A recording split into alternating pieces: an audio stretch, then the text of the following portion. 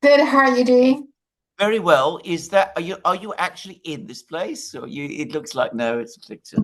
It's when I took my mom to the land of plenty rice and the fish, that That's area where my grandfather come from. yeah, And there's a lot of these kind of gardens, and yeah, I'm not sure this one could be just a regular garden that built, right. for people to enjoy, or it could be part of when I was visiting Lu Xun's child place. It could be also Yeah, part of that. Um, right. but nonetheless, in that area, this is a very like a typical architecture Yeah, style in yeah. that I know. general I area. know. I know. And I like it because my grandfather's house not exactly looked like that, but he used to have a house that's a little bit similar, that style. Yeah, And it yeah. just reminds me of my childhood a little bit. So, It's one of the most elegant architectural styles that has ever been created. And mhm. can I just also say, I mean, I don't know whether you're aware of this, but in the West there is a massive market, or at least there used to be, for Ming Mhm. era furniture. Oh, okay. Not yeah, I mean, obviously the porcelain everybody knows, but I mean, it's a small. Well, I say it's not vast, but there is a small group of collectors. But and I am a huge fan of that furniture, which is the furniture which you associate with this kind of architecture, which hardwoods, Mhm. very elegant, Mhm. sophisticated lines. It's beautiful furniture Mhm. altogether, and I'd love to have a place like that altogether. I must say. Yeah. Now, behind me, there's a sign. It's called Listening to the Rain. So it's a place that Mm. you listen. So you were talking about China's, peaceful, and just the Yeah. very typical listening No. to the rain sounds very peaceful to me. Yes, I So, know. No, China is. I mean, it's my great love of Chinese culture: painting, mhm. music, gardens. This is a civilization of peace. There's no question about this. I mean, but the main road in Beijing is what, Chang'an, Uh-huh. Yeah. eternal Uh-huh. Peace. is. Yeah. I mean, eternal peace. Yeah. Yeah. The city Xi'an, Uh-huh. See, yeah. Western Yeah. peace, Western peace. Yeah. It's just, yeah, very I peaceful. mean, yeah, it tells you an awful lot about a culture. I'm not Hmm. saying that China hasn't known wars, but Hmm. it tells you an awful lot about a culture when it, uh, um, you know, speaks of itself in that kind of way. Hmm. Anyway, that's my comments. Actually, the one of the Vanderbilt building, now I think about it, they did have some Ming furniture in there. Oh, But right, okay, yes, yeah, that's right. Yeah, yeah, they yeah, did have yeah, they had yes, some Ming yes, bags and then some Ming furniture. Yeah, so furniture, yeah, yes, so I guess yes. they were interested. Y- Anyway, Gosh. okay, let's start. So Putin and Trump is going to meet on Friday in Yeah. Alaska. What to expect in a nutshell? Well, probably not. Well, certainly no breakthroughs. I mean, I think that this is. I mean, can I just explain what I think the context of all of this is? Uh-huh. We've had more and more reports over the last couple of days, which basically show that the Ukrainian army is in deep, deep trouble. Hmm. The military situation in Ukraine is turning catastrophic. The second is, the Americans were talking about all of the bone crushing sanctions and tariffs they were going to impose on the Russians. Hmm. They were going to impose on the Chinese, Hmm. 500% tariffs, 100% tariffs. They tried to do that with the Indians. It all backfired horribly. They now realize that this isn't going to work either. And I'm getting more and more reports. They're starting to appear in the Financial Times again, that major key industries are becoming affected by shortages of rare earths because Hmm. China is now so careful in controlling exports of rare earths. So the administration, Trump, is in very serious trouble. I mean, it's may not seem that like that this way. But I think that they understand that unless they move quickly, in the autumn, things are going to start going extremely wrong. Mm-hmm. So he wants to meet with Putin to try and find some means to get the United States out of the war in Ukraine. This is what I think this is all about. Mm-hmm. And he's just, it's virtually unreported, but he's just given another 90-day extension to the tariff truce with China. Mm-hmm. The Americans are retreating. And this is why these contacts are now starting to happen. Mm-hmm. So he wants to speak with Putin. He's going to try and talk Putin into some kind of a ceasefire. The Russians say no, and it's very difficult to see why they should say yes. Then at least a dialogue can be put together with the Russians, and at the same time, the Americans can start bouncing ideas off the Russians and see what might catch. And of course, if the Ukrainians and the Europeans act as obstructively as always, then the Americans have an excuse to walk away. So I think this is probably what this is all about. Just to say, it's, by the way, I should make one thing absolutely clear. Contrary to what the media in the West is saying, it was the Americans who asked for this summit. Of that, there is no doubt at all. They always trying to confuse people with that, I know. The Russians have said so. The Russians quite clearly said so. The Americans proposed the summit. We agreed. It was the Americans who sent their representative to Moscow. This was Witkoff. And the reason he was sent to Moscow was to try to persuade Putin, who's been very skeptical about us having a summit meeting with Trump up to now, to persuade Putin to agree to a summit meeting. And it was the Americans who wanted the first meeting to happen in Alaska. And it's also, we can talk about that later, but it's also Trump who, actually the US and Nvidia wants to sell the H20. Turns out China never asked that.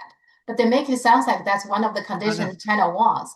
I know. But China was even surprised by it. Oh, you want to sell it again? So but we didn't ask for it. So no.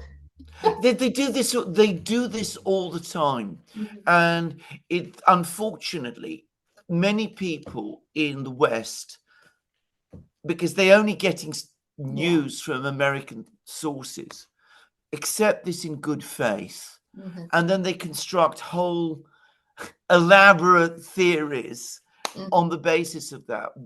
Why does China decide to buy this ship? It must mean that the Chinese are having problems. Why are the Russians seeking a summit meeting with Trump? It must mean that the Russians are also having some problems. And of course, the entire premise is wrong.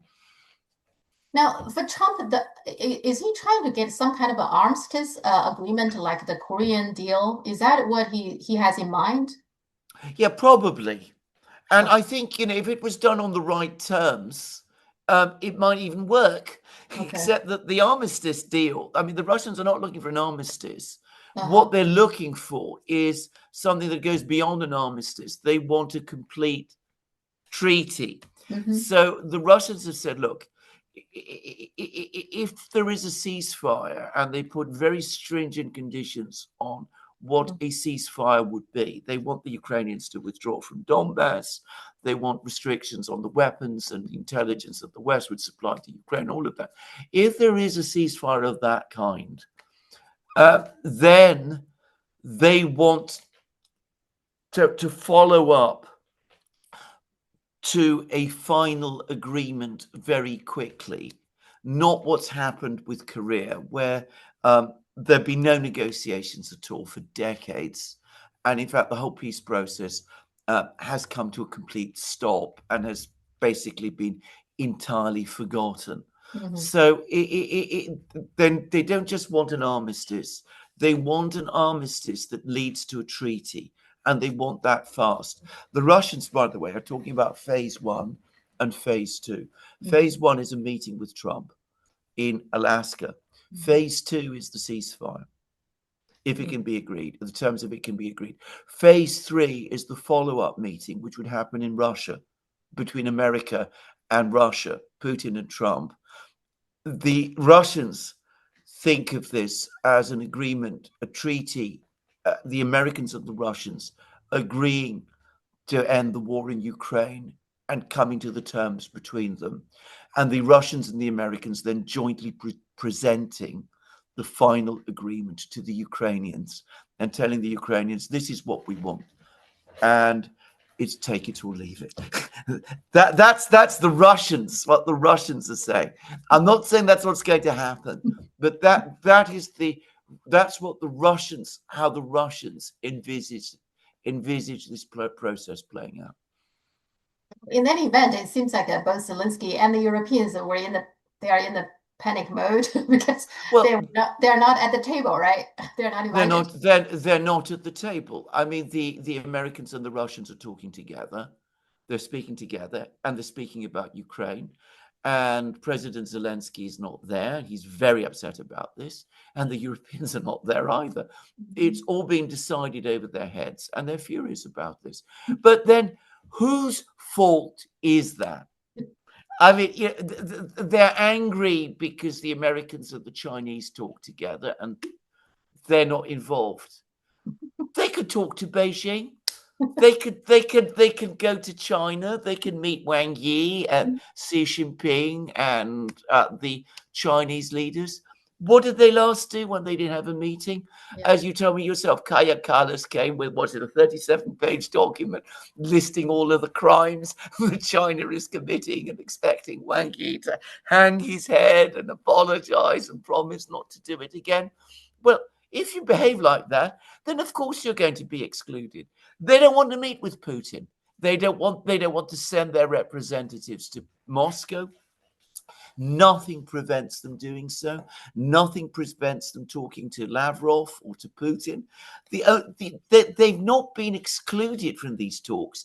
They have excluded themselves. Yeah, I think they're afraid because Blinken once famously said, right, in the international system, if you're not at the table, you're going to be on the menu. So they're afraid they will be on the menu. Well, yes, absolutely. Well, correct. Well, but here's the thing. What exactly has the Europeans to be afraid of? Do they seriously believe that Russia will go beyond Ukraine? Do they seriously believe that? No, I don't believe they do. I mean, they talk all the time as if they did. They scare their own people as if they did. They don't believe that Russia will go beyond Ukraine. Mm-hmm. But nonetheless, it's important to understand, and this is perhaps not easy to understand if you're not in Europe, that an agreement on anything like the kind of terms that we see being talked about would nonetheless be a massive disaster for Europe. Because, I mean, Europe had its own plans about Russia.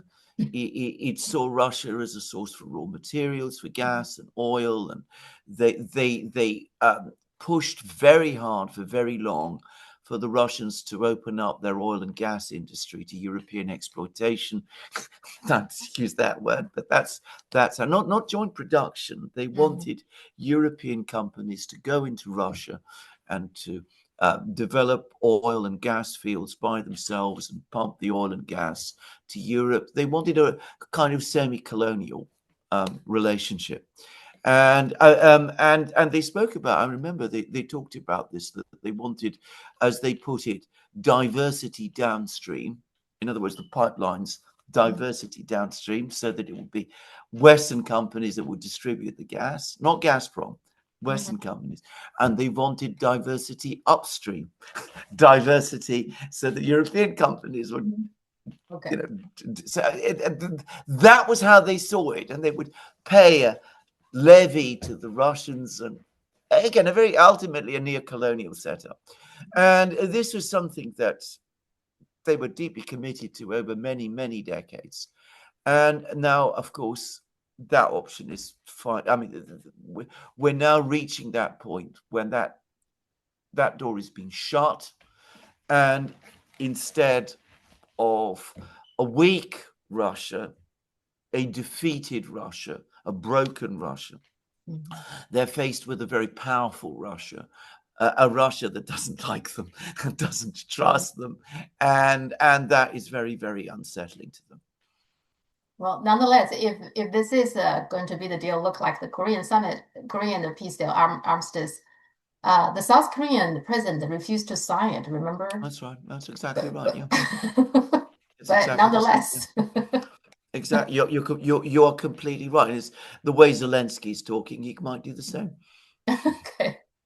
But you see that there's a difference because in the conflict in Korea, the United States was physically present on the ground. That's The right. army was That's there. right. Whereas, of course, so if this president of South Korea, Syngman Rhee, who was an evil and corrupt man, by the way, very corrupt and very evil, just to say, if he didn't sign it, in a kind of a way, it didn't matter because the Americans would still be there, but the Americans are not going to be there in Ukraine. So if Zelensky doesn't sign it, then he's left with the Russians and he's on his own.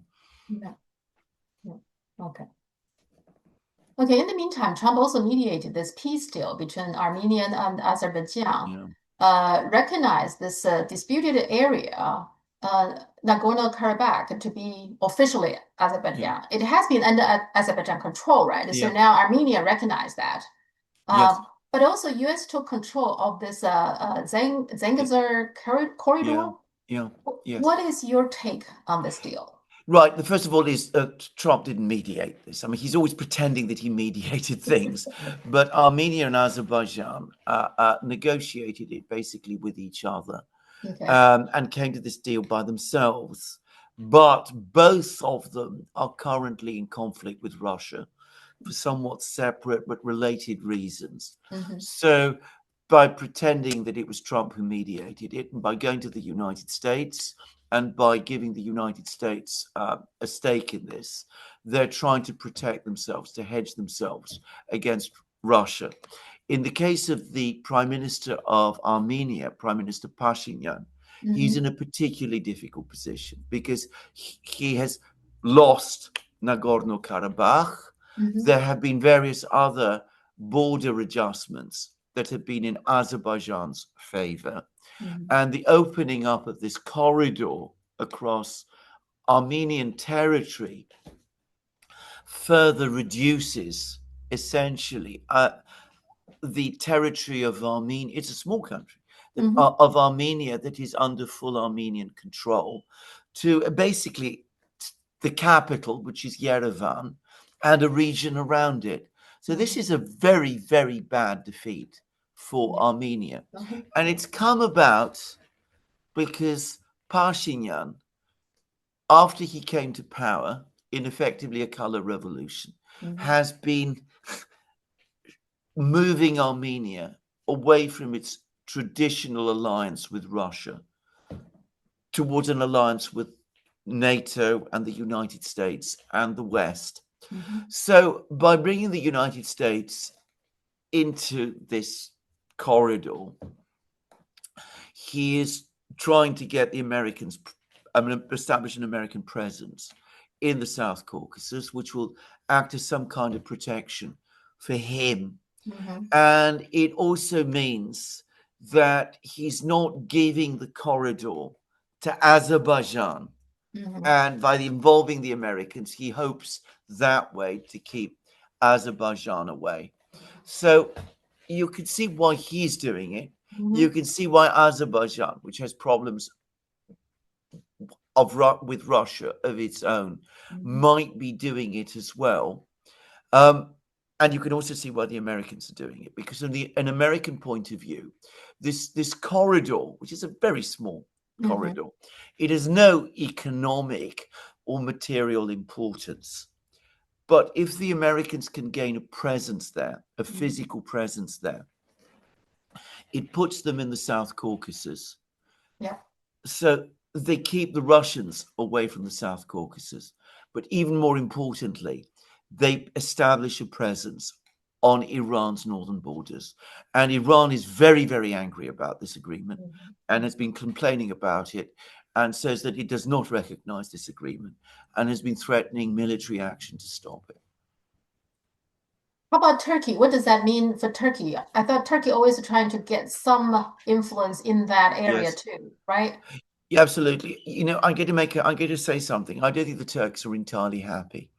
Azerbaijan is a long-standing ally of Turkey's. Mhm. And the president of Azerbaijan, Ilham Aliyev, and Erdogan are supposed to be friends.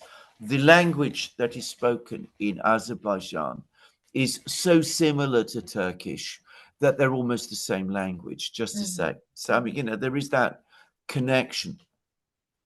I don't think Erdogan, however, is really happy about having the Americans there, because from his point of view, he wants this region to be dominated by Mhm. him. Mhm. And introducing the Americans introduces another third party. And as we know, his relationships with the Americans have not always been easy. Mhm. His relationship with Putin, with China, none of them are very Oh no, good. it's not. Absolutely no. Exactly. Yeah. But what does it mean for Russia? I mean, Russia cannot be particularly happy about this deal. No, they're not particularly happy. But the Russians always play this very long game, especially Hmm. in the Caucasus, and they'll be saying to themselves, "Well, what have the Americans really gained by this? Nothing very much." As I said, if you're talking about economic and trade, um, from an American point of view, it's a trade link that leads from nowhere to nowhere. Hmm. Azerbaijan is not a major trade partner of the United States. This is hardly a place of any critical economic importance. The Americans are not going to be there for very long. Iran doesn't want them. Russia doesn't want them. Turkey doesn't want them. Yeah. Eventually, they will go. The Russians almost certainly calculate that in the long term, Armenia, in its own interests, will gradually drift back to them. Hmm. I was recently, as you know, in Georgia.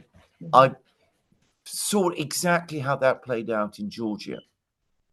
Georgia also had a color revolution. It Yeah. also had a pro-American president. Uh, that same president tried to bring Georgia into NATO and into the EU. That led to a catastrophic war. Georgia lost territory. Eventually, people lost belief in this person. He fell. He's, by the way, now in prison in Georgia. And ultimately, Georgia's been pulled back to Russia. The Russians are probably saying to themselves, the same thing is going to happen with Armenia. What we are going to do is we're going to wait. We're going to give this thing time. Let the Armenians gradually understand the disaster that Pashinyan, whose support level in Armenia, according to opinion polls, is 11% at the moment. Hmm. Hmm. Let him gradually unravel, and then we can deal with the Azerbaijanians as well. Azerbaijan may think it's a strong country, but really it's not. Now the current. As I was told when Mhm. I was in Georgia, Russia is so much the most powerful Yeah. country in the region. They Yeah. described it to me. The Georgians said it's the gorilla in the room. You can't ignore it in the end. Yeah, I think right now, Ukraine and Russia is, keep Russia busy, but Yeah, eventually they exactly. will pay their attention. Caucasus is so Exactly. important to the Russians. Yes, it Yeah, is absolutely. It is yeah. absolutely. It is crucially important to the Hmm. Russians in a way that it can never be for the Americans. No, So no. that the Russians will always be there. The American presence will be an ephemeral one. They will go. But I don't know. Some Americans has an obsession about that. Zelensky, the Carter national security advisor. What's his name? Brzezinski. Jasinski, his Yeah. book, he was talking a lot about that area, right? Yeah. The Caucasus, how important that is, and how Yes. they can get their hands on there. Yeah. For reason I don't quite understand. Well, Why? you're absolutely right, because again, you're looking at this from the Chinese point of view. The latest expression of the Brzezinski grand chessboard thing Mhm. was a famous study that the Rand Corporation published in 2019, which was how to destabilize Russia. It's actually titled that. And the idea was, position yourself in all sorts of places on Russia's periphery, cause the Russians to expend people and Mhm. resources, bringing all these places back under control. That will exhaust the Russians, deplete their economy, and do all of that. And then ultimately, you can break up Russia and you'll be in dominant and all of this. Mm-hmm. Well, the reality is it's exactly the opposite. It's the United States that is wasting its time and energy and resources involving itself in places where it ultimately has no interest. The South Caucasus is not important to the United States. It's going to expend time, energy, and resources establishing a presence there, which at a time when, the United States is already overextended in all sorts of ways, it's going to pull itself down. Whereas the Russians, I mean, they, by contrast, can afford to play the long game because they know they will win. So instead of exhausting Russia, what the Americans are doing is exhausting themselves. Now that's Russia. Of course, they're trying to play the same game constantly with China. They're doing that on a much bigger scale, but with exactly the same results, only multiplied by 10. They are, I think between July and August, of this 1 month period, there is 6 military drills around China. Yeah. How much money they spend on that? Well, absolutely. All of which, military drills, especially when they're conducted by the United States, cost hundreds of millions, probably billions, as you rightly said. To achieve what exactly? Yeah. And China has this, you can call it a spy boat, is now very high tech. They're just circling around to see all the, they get all the numbers, Exactly. from their drill. So. Exactly right. And in the end, you're conducting military exercises in a region where China, because it's there, will always be militarily massively dominant. It's pointless. It's a complete waste of resources and of time. The Americans never see it that way. Now, the Azerbaijan and the Armenia problem, the Soviet does play the role, isn't it, causing that? The Soviet Union, absolutely, yes. Yeah. I mean, what basically happened was that Joseph Stalin had the job. He was given the job by Lenin to draw up all the boundaries, and he drew all these boundaries. And sometimes he didn't draw. Sometimes he drew them very wisely. Sometimes not so much. So, for reasons that are very unclear, he gave an awful lot of what used to be historically Armenian territory to Azerbaijan. And of course, when the Soviet Union broke up, that meant that the Azerbaijan was left with an awful lot of what was historically and culturally Armenian territory. I also feel like Trump, it seems to me like he's having a new approach, relatively new approach, on dealing with international matters. So the latest one about this Armenian, so you see he did get the control of this corridor. Now he's calling it the Trump corridor. So he get a foot into the Caucasus, right? So in the meantime, I think he also, of course, he always wants the Nobel Peace Prize, and then the US has a foot in there without even like using any military means. It's kind of like he used the peace as some kind of allure to get the two countries. According to him, he mediated, but the two countries was also, they do in particular. I guess what you're saying, Armenia do want to have some kind of stop the aggression from Azerbaijan. So the U.S. sees Trump sees an opportunity, and they're going to also, whatever the money come out of that corridor, the U.S. is going to have 40%. So for Trump, the money is always in the picture, right? Well, of course. So he's using like a peaceful means to get U.S. little bit like expansion, the empire to increase the influence of the empire, and also making money at the same time. So which is exactly. So this is kind of like a new approach, right? Yeah, it's a new approach, except it's really a very old approach. And Chinese people will know all about this, because obviously there were the wars that the British waged against China in the 1840s and 1860s and in the early 20th century. But of course, a lot of the time, during the century of humiliation, this is exactly how it was done. Mhm. The colonial powers, the Western powers, bullied China Yeah. and used economic and other leverage to force the Qing dynasty to Mhm. make concessions. Yeah. And Tianjin went to Germany. Mhm. What was I don't know what it's called in China, but Port Arthur, what the Russians call it, Port Arthur briefly went to Russia and then to Yeah. Japan, and Mhm. the British expanded their control of Hong Kong, Mhm. and all kinds of things like that were going on in Shanghai, and it was all done in this exactly the same kind of way. He's using exactly the same kind of economic and other levers as a kind of mechanism for, let's call it, imperialist aggrandizement. Yeah. Yeah. I think it's even started probably with Biden a little bit, although it's Yeah, different. So yeah, I mean, it's clear that US is not very good at war, right? All these no, wars, Vietnam, Korea, and Afghanistan. So yes, what Biden did is he withdrew from Afghanistan, but yes, then stirred troubles so that Ukraine and Russia so starts a proxy war. yeah, And in the process, I think Biden also expanded the empire by like bringing Sweden and Finland into yeah, NATO. yeah, I think his approach is, through the proxy war to make everybody else scared, I guess.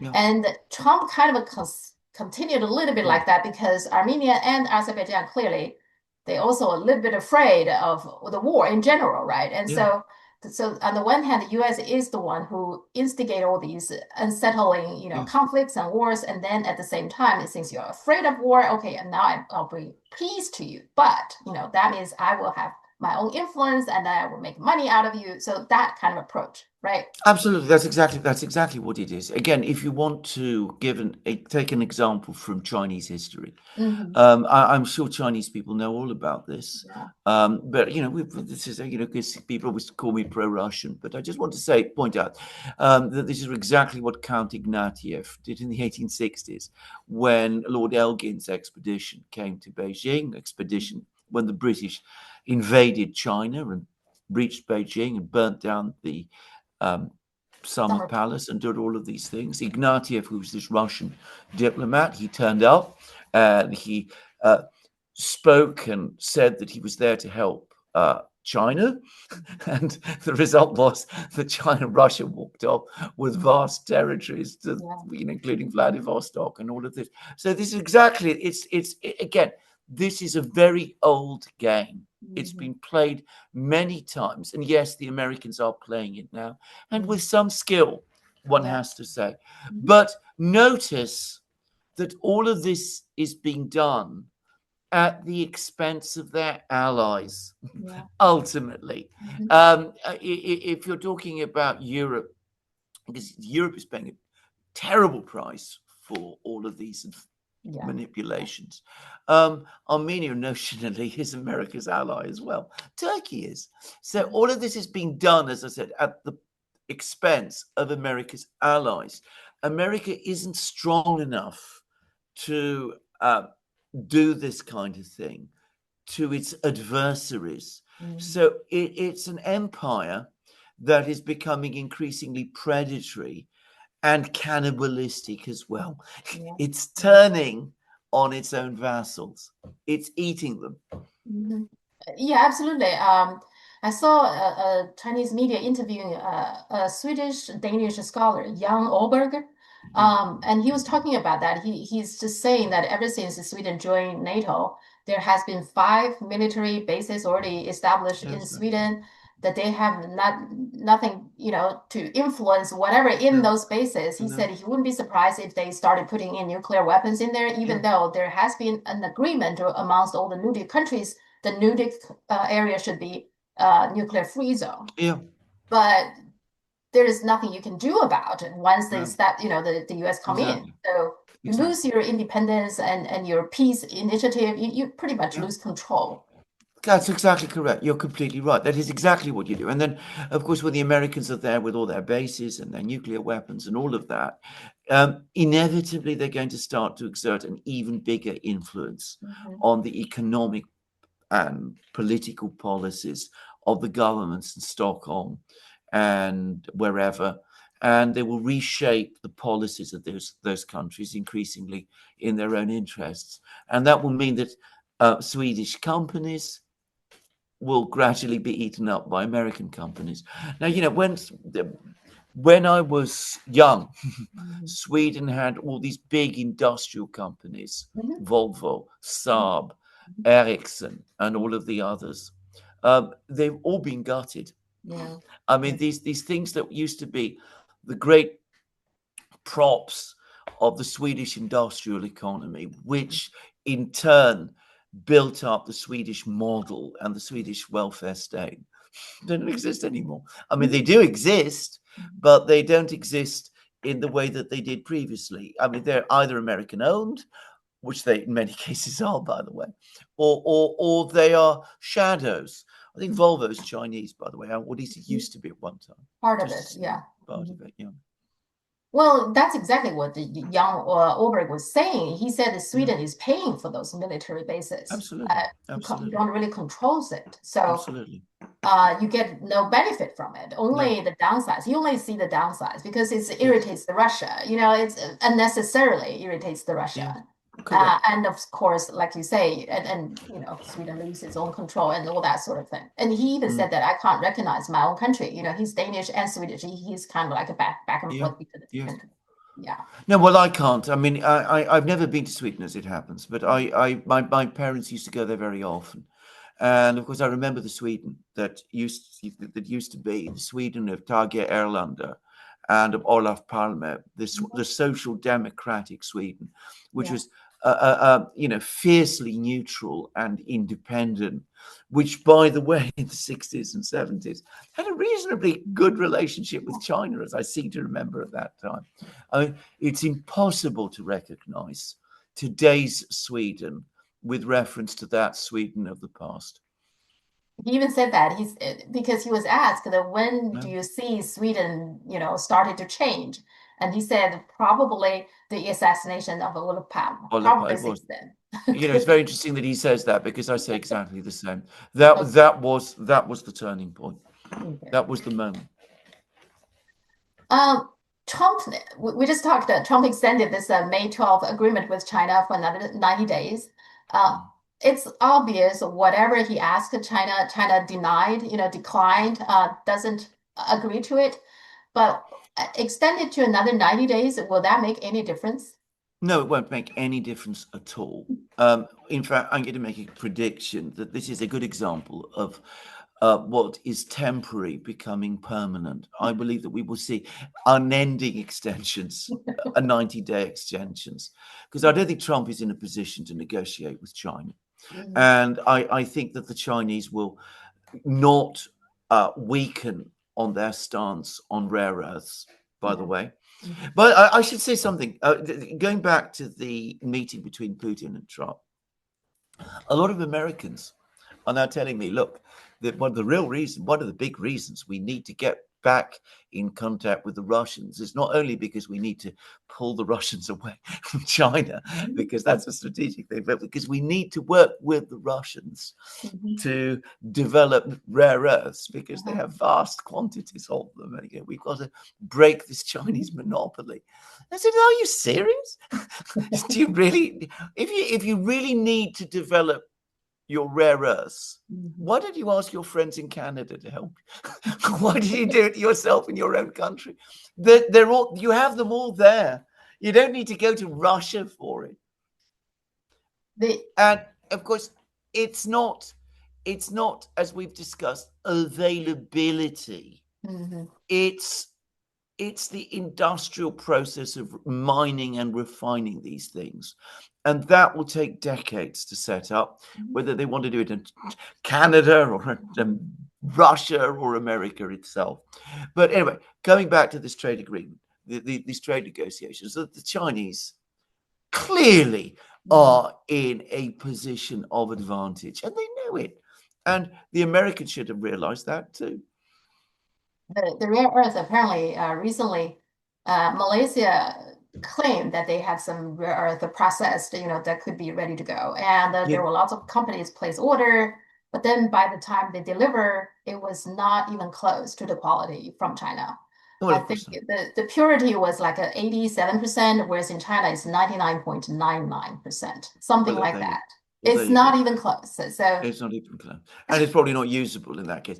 I'm going to say something. I mean, this rare earths is now the way to get the Americans to invest in your country. Dangle rare earths in front of them, and they will come running. You know, I always say you can always see the clown from a distance. He comes all bells and whistles and clanging away. He comes in your direction. So as I said, just whistle, rare earths, and the clown will be on his way.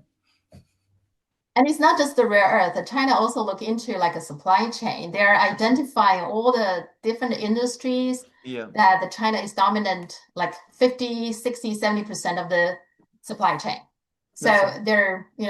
they're just there's a lot of things that China can If play. you wanted, if you wanted, if you wanted, if you, I mean, what the American, if they're really worried about, dependence on China for rare earths, they can sit down, do what China does, develop a proper program, build up the engineers, invest in it, accept that this is a program of at least a decade, probably much longer, Mhm. and start working on it. Because that's not what they do. That's not what the Americans do, because they think that getting rare earths is as easy as ordering a pizza or getting a delivery sent by Amazon. And the same thing with supply chain. They should work, Yeah, have some yeah, some kind of plan and not just exactly. bullying in China, knowing No, full well, you should know, you no, rely on China yeah, about a lot of things. And it was exactly. interesting, like even TikTok, Trump talked about TikTok again. Recently, I saw him Yeah, saying, yeah, maybe I can, lower tariffs a few percentage so that they will agree to sell TikTok. To me, it sounds like now TikTok will become the card of China. China can yeah, play that card now because absolutely. US wants TikTok to work. You Yes, know, China is like, you want to close it, you want to turn it off, fine, shut it yeah, down. yeah, exactly. Well, exactly. I mean, again, they've called the bluff, haven't they? And also this whole tariff war, tariffs. Okay, the implementation seems very chaotic because You're they, telling me. well, now August 1st is supposed to Trump is like a settled, okay, all these countries, of course, other than China and Mexico and a few countries, but all the other countries, he has a list of all the terms. So, and then, but they started to implement on August 7th. And Yeah, that's when we know exactly how much tariffs. And so apparently, for example, according to the Japanese media, Japan thought they got 15%, which they yeah, thought it was a good deal. But of course, yeah, they have to invest this and mm, open their own market and this and that. But nonetheless, they are expecting 15%. Turns yeah, out it's not.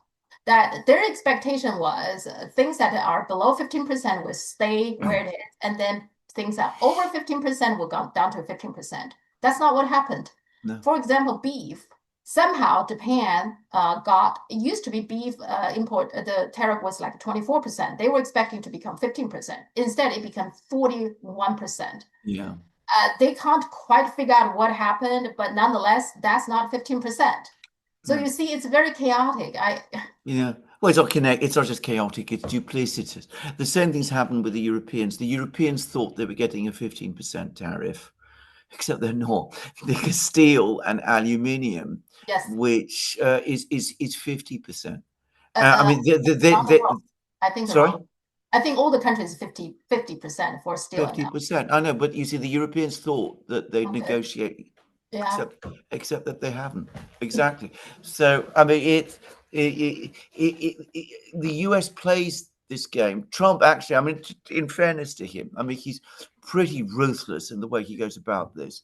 I don't know that it's going to benefit the US at all in the end, but anyway, that's what he does. Yeah, I think they also have a 50% for India as well for Yeah, aluminium and yeah, steel. Yeah. absolutely, Um, absolutely. in the meantime, EU also admits that it cannot guarantee the 600 billion promised to Trump, and that Japan is also back down a little bit about their promises. So it's not just the US is playing these games, but also everybody is Yeah. dancing around it, it seems like. So Yeah, I make it mean, more complicated. well, I mean, they are paying Trump these enormous bribes because this is what these basically are. These things basically are. I mean, not bribes personally to him, but to the United States by giving these enormous numbers, Mhm. which of course they've no real intention of ever paying because they're dealing with money that they don't have. I mean, that's the truth of it. And Trump is starting to figure this out. He's already posted a piece on Truth Social about how angry he is about the Europeans, and he's now thinking of slapping 35% tariffs on. The chaos will continue. That's for sure. Absolutely, Okay. absolutely. Yeah. And also, speaking of Trump, is ruthless. He's charging, as it turned out, I think Financial Times is the one who released this information that Nvidia and AMD is paying 15% for their revenues they get from China. Yeah. Now, some people pointed out that this is actually unconstitutional because Yes. the US Constitution did say no tax or duty shall be laid on articles exported from any state. So Yes. export tariffs is simply unconstitutional. Yeah, absolutely. Correct. Absolutely right. Straightforward outcome. It's also a mechanism of extortion, by the way, isn't it? Yeah. Again, you get Nvidia to export something from China and you get your cut. Yes, that's a really I mean it's Al Capone style trade. But it's going to get worse because Stephen Miran, who is the intellectual brains behind all of this, if that's the right word, he's now being promoted to a position in the Federal Reserve Board. Okay. Okay. I mean, he was the man. I mean, he published, I think it was back in March, an absolutely astonishing piece, which said, that the United States preserves the peace of the world. So it's only right that people should pay for the privilege. I mean,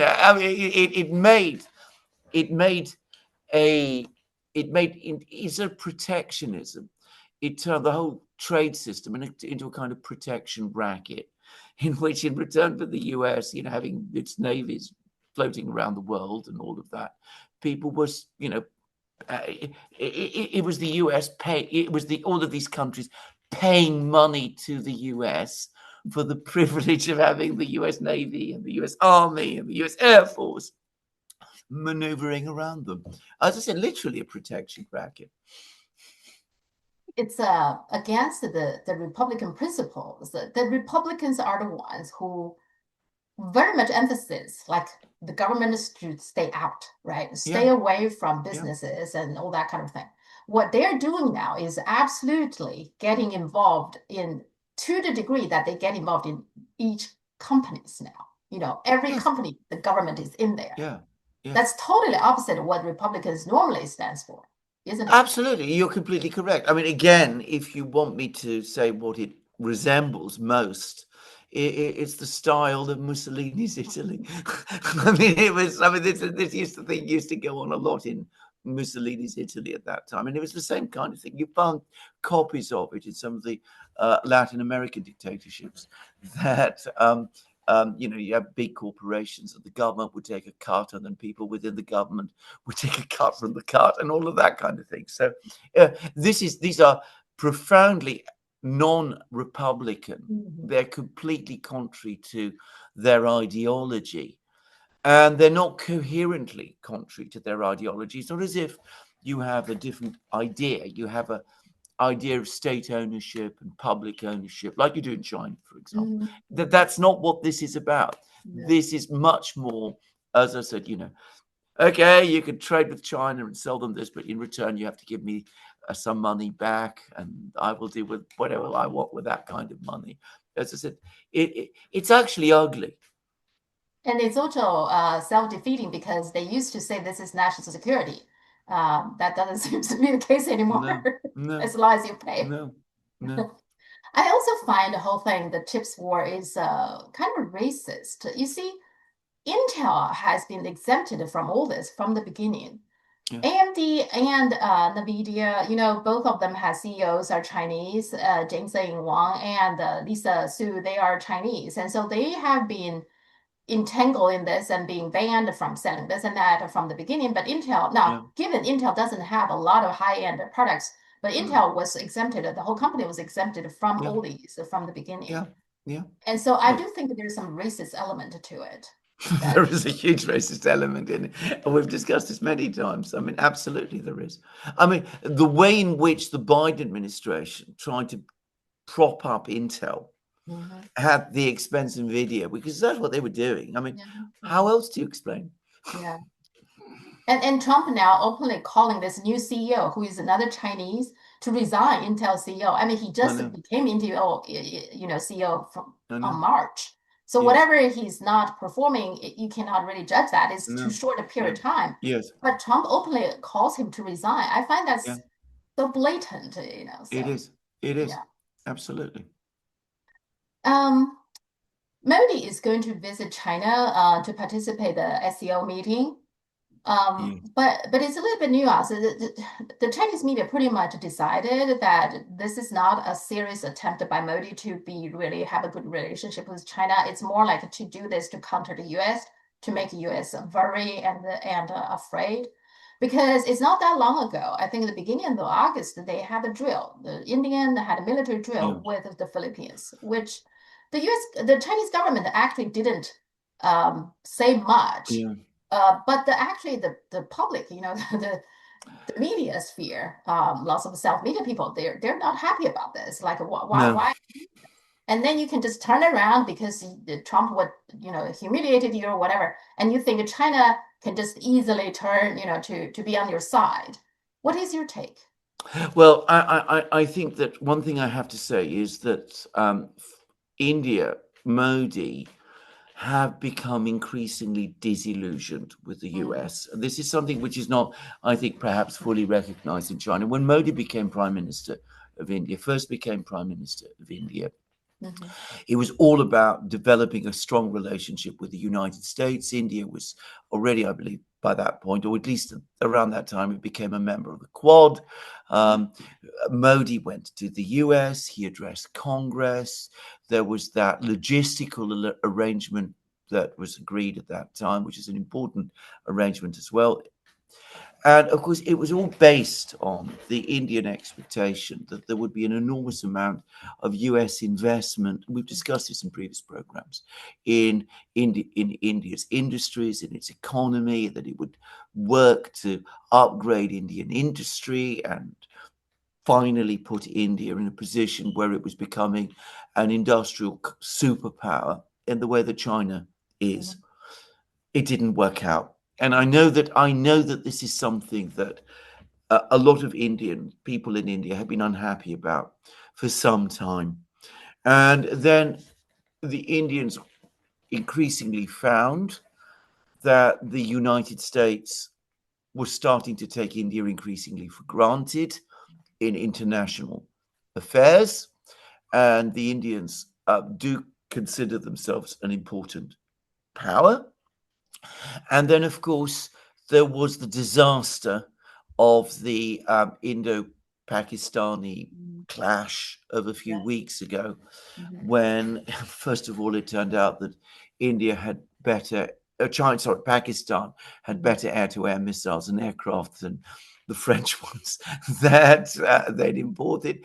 And beyond that, Trump pretended that he'd mediated a ceasefire between India and Pakistan. And the Indians are furious about this because they say that this isn't true, that it was Pakistan that directly contacted them and asked for a ceasefire, and that the US had no part in it at all.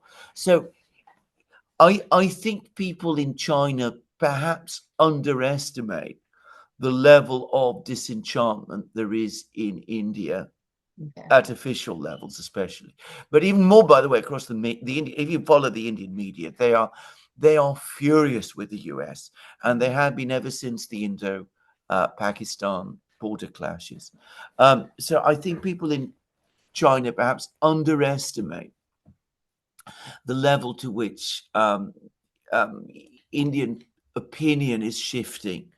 And of course, the oil, this story about the oil was basically the last straw. I mean, they'd been asked to buy this oil from Russia by the Americans, and now they're being sanctioned by the Americans because they're buying this oil from Russia.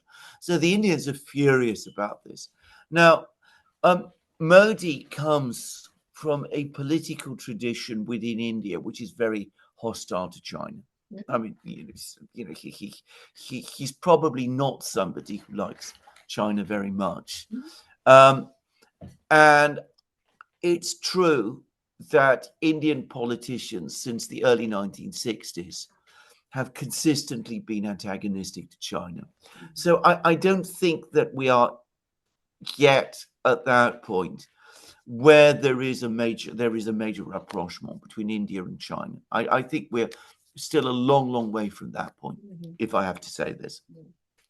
But I think that within India, it's a big, very complex country. It's gradually beginning to gain ground that for India, BRICS is important. BRICS provides India with trade routes and opportunities to expand its economy.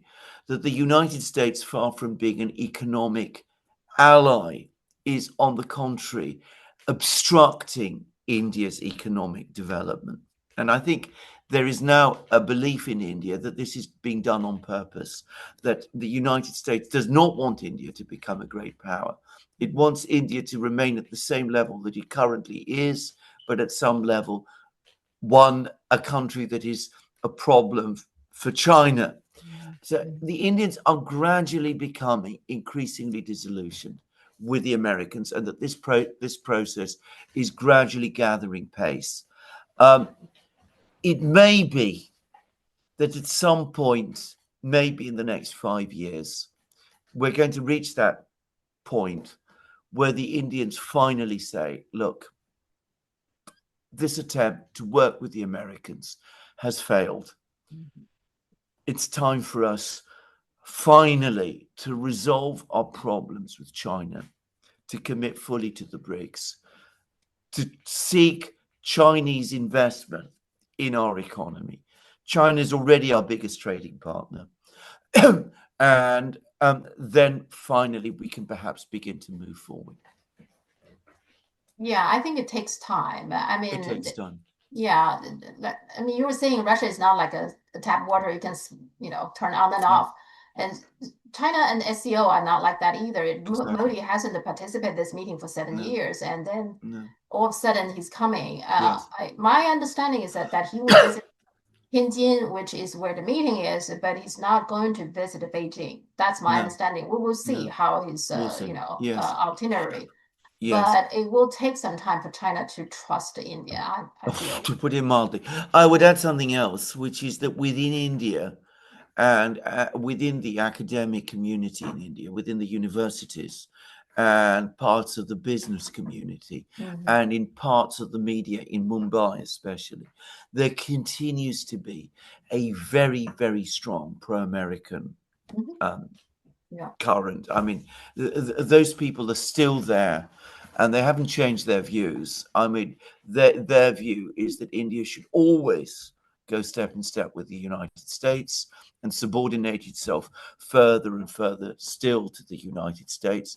They remind me a lot of the oligarchs in Russia, who obviously had that attitude and perspective as well. And of course, the great difference is in Russia, the oligarchs gradually lost control, but in India, they remain very powerful. So I think it would be premature for for China to trust India at this time. Yeah. And there are some of those oligarchs, in China, but in general, oligarchs in China doesn't have much power. So I don't think China has oligarchs. I think China has rich people. I think this is a very different thing. Yeah. I mean, oligarchs are people who are very, very rich, but who also exercise political power.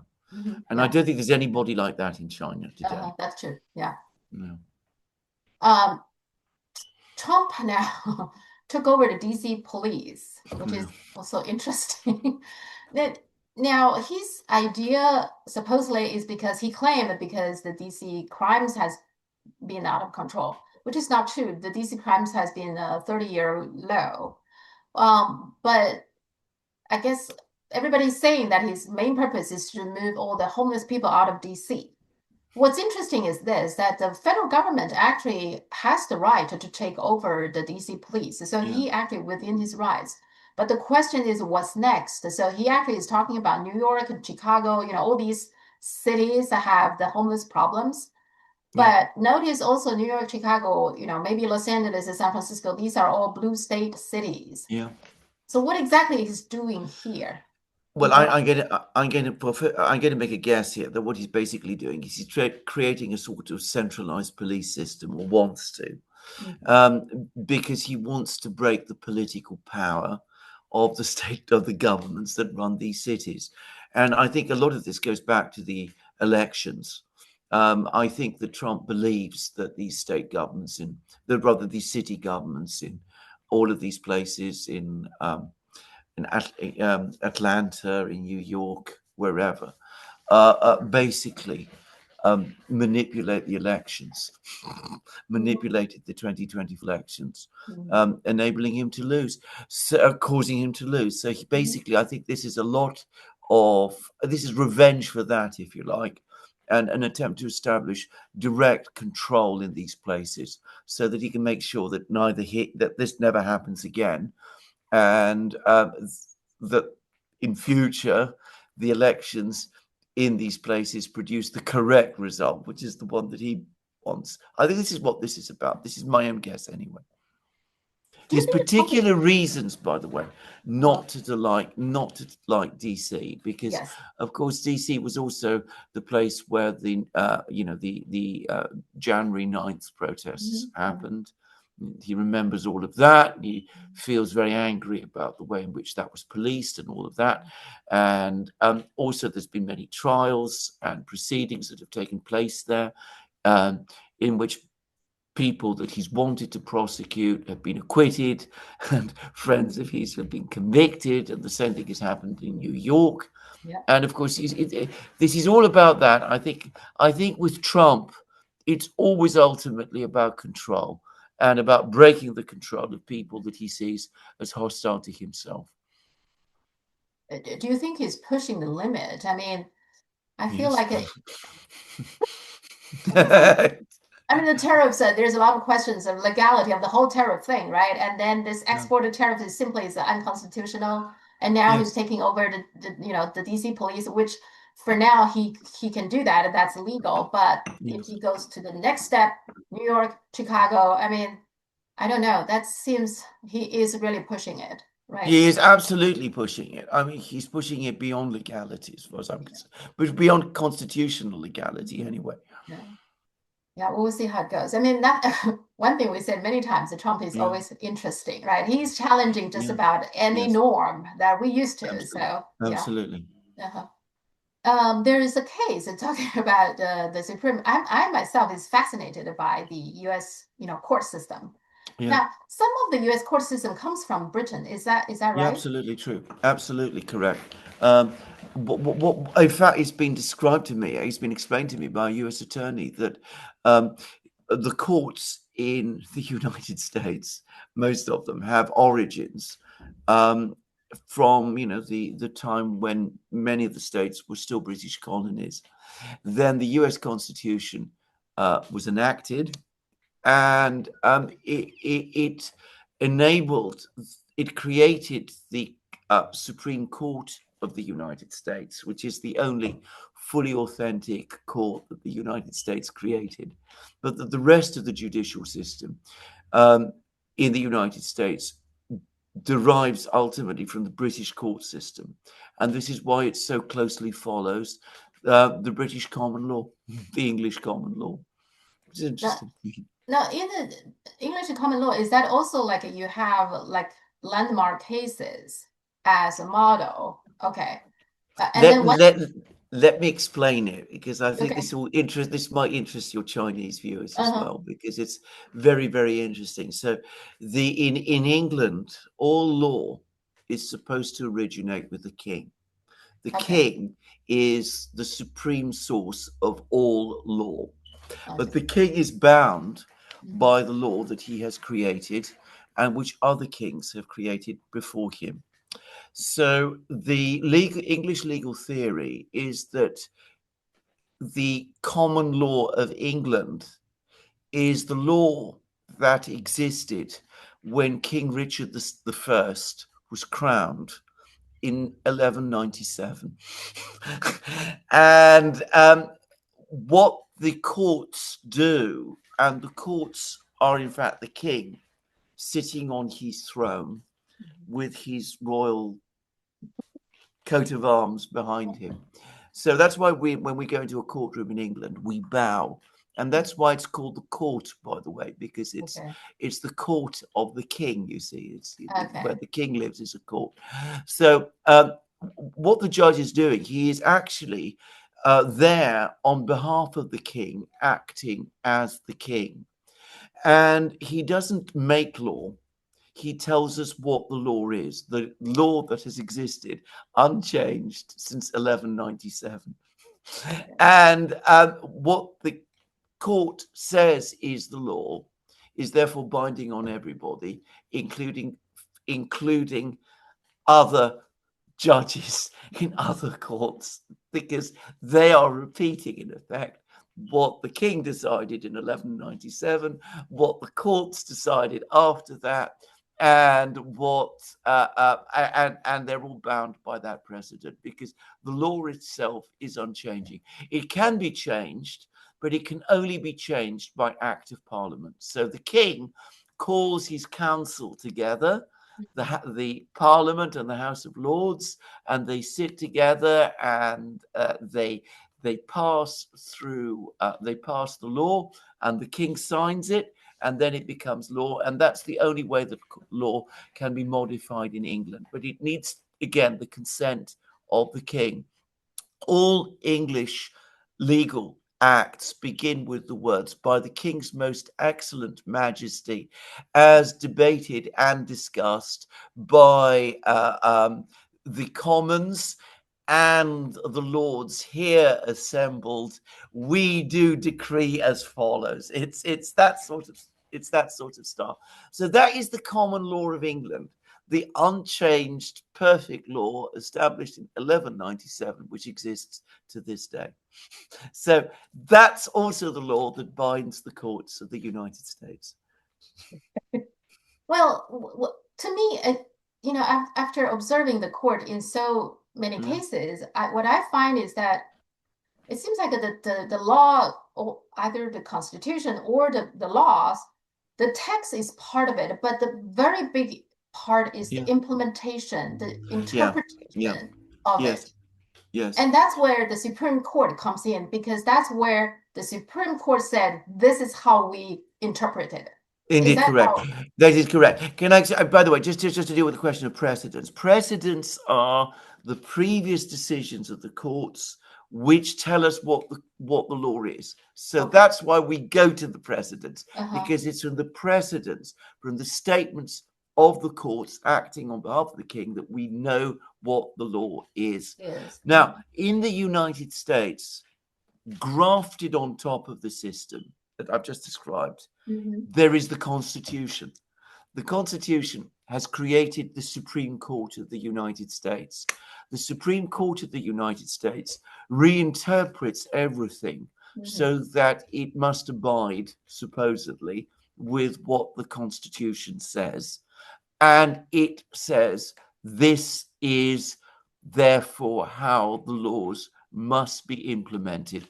They are understood through the prism of the Constitution, because the Constitution, especially the Bill of Rights, contains within it lots of provisions that refer to enforcement of laws, due process, the right of free speech, the right to fair trial, all of those things.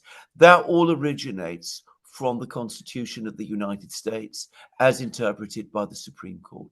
So you're quite right. It's the Supreme Court that provides the interpretation and sets out the mechanisms of enforcement. Okay. Which I guess makes sense when you have, if you are not clear how to Yeah, interpret something, you look at the precedents, right? So, okay, that's this right. is how the previous Exactly. cases has been determined. Exactly. Exactly. Um, Exactly. so, but of course, the president can be overthrown. You can, like a Roe v. Wade have been overturned, Oh, right? yes. So, Yes. so, Yes. Well, the Supreme Court has the enormous privilege because it interprets the Constitution. mhm, It can decide when it's decided cases wrongly and can mhm, simply change them, which is a very difficult concept yeah. for English courts to understand. Mhm, okay. So now there's an interesting case about gay marriage. I don't know if you paid attention. Yeah.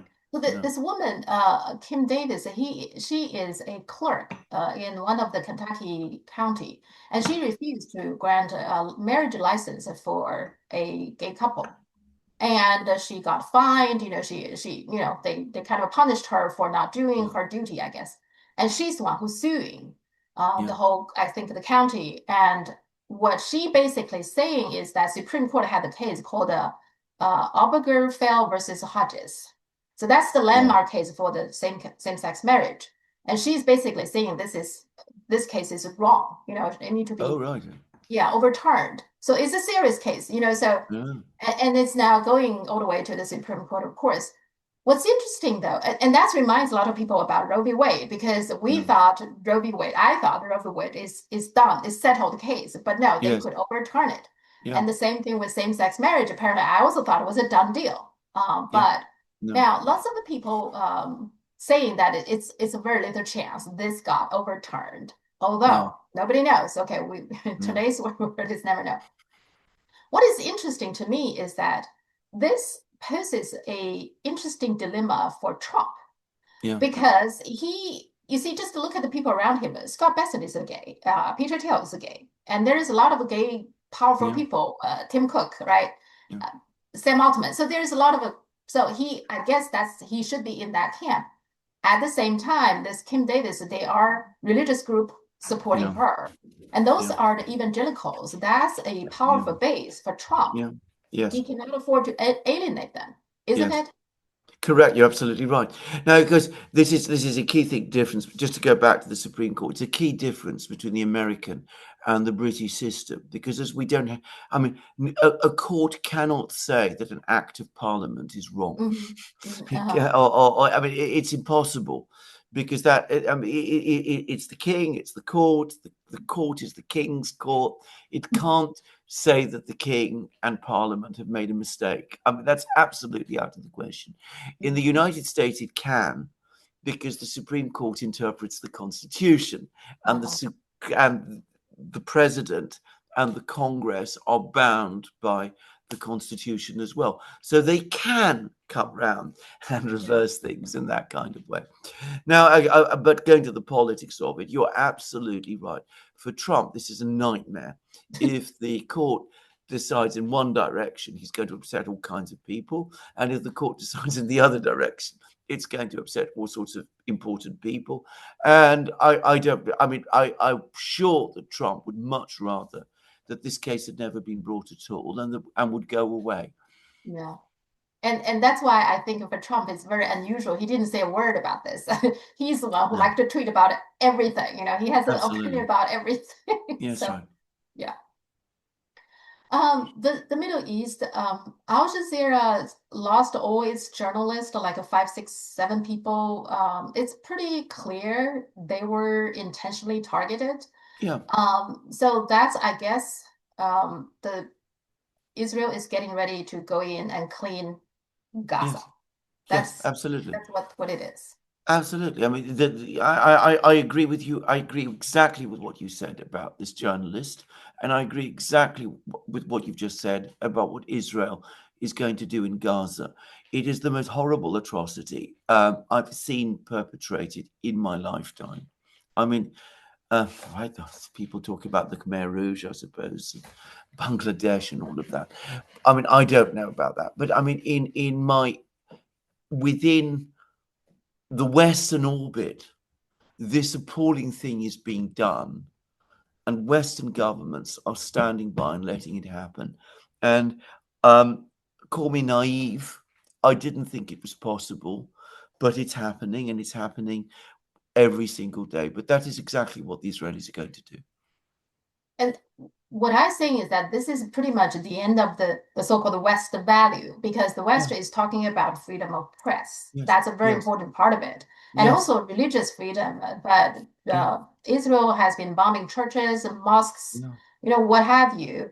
And the West didn't. They don't. What surprises me is that they don't even have like a mild criticism, like okay, can you be careful next time? Don't bomb churches. They don't even say something like that. No.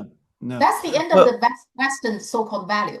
Well, it did, absolutely. I mean, even people in the West understand that. I read an article on a British magazine, centre-left magazine called Unheard, which is absolutely mainstream. And the title of the article, which was a good article, by the way, was "Liberal Democracy Dies in Gaza." I mean, I mean, the whole concept of it has died in liberal democracy died in Gaza. It is. It's pretty much done. Yeah, it's done. Yeah, and speaking of, mafia tactics, so the U.S. government put a bounty on Maduro. Okay, Maduro is again, Western value. He is democratically elected using the Western standard, but they totally disrespect of that. They put a bounty on him. So another Western democracy value is gone. Okay. What's interesting is I just want to amuse you is that Maduro's response is he put out 50 million reward for anybody lead to the released Epstein files. So to me, Trump seems like he has to pick somebody, like almost like take turns, right? Lula, Modi, Maduro. Who is next? Well, who indeed is next? Who indeed is next? No, I mean, this isn't an attractive thing to say, what I'm going to say, but I mean, notice that he's been much more deferential to Putin. Yeah. And notice that Putin is a white man. Yeah. I mean, I don't want to push this too far, and I know that some people will not would not like me saying that, but anyway. But his whole approach about the chips war, I think, is so obvious. Now, I think his racism towards Chinese probably different from the other type of racism. It's not like okay, I'm the slave owner. You're the black slave. So you're not worthy. I think it's almost like with Chinese. It's almost like he's not happy. He cannot control China, so he dislikes these people because these people are not easy to control. I feel that. Well, that's exactly right. I mean, that's exactly true. He, of course, is not the only person in the United States who is like this. I mean, to give you an example of what I mean, one of the Star Wars films, I've stopped watching them a long time ago, but not one of the original three, but one of the sequel ones. They had characters, a big company that makes robots, drones or whatever it was, and who were doing all kinds of evil things. And it's obvious that the people were dressed and made to sound and look like Chinese. I was so angry, by the way, that I walked out of the cinema at that point. I mean, there was already other things in that film that made me upset, but that just went too far altogether. Yeah, I think I know. And that was a long time. That film was made a long time ago, when China was not as powerful as it is today. Yeah. Okay, let's see who will Trump pick next person he hates next week. And we'll also see what comes out of Alaska. It will be an interesting summit meeting, and we'll discuss it then. All right. Great. Have a great weekend. Thank you so much. You too. Bye. You too. Bye.